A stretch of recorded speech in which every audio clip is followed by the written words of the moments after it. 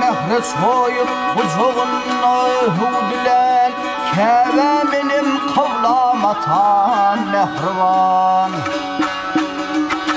basım tezük bölgünzüm gül mekan doğduk diyar ata vatan mehrivan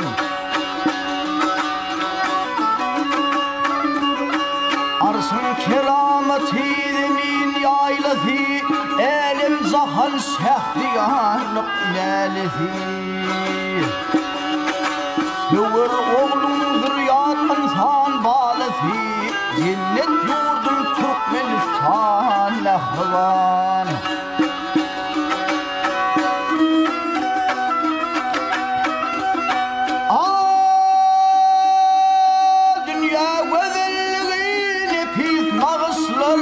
Teviğatan elhem yağmur yağışlar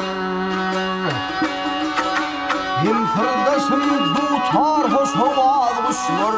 yellem yorup bedev atım mehrivan Oranın alhami kamil yasına Nisoncum tuturan gövün olsunna Arkadağlı serdar olmasına cennet yurdum Türkmenistan nehrivan Arkadağlı serdar olmasına cennet yurdum Türkmenistan nehrivan Cennet yurdum Türkmenistan nehrivan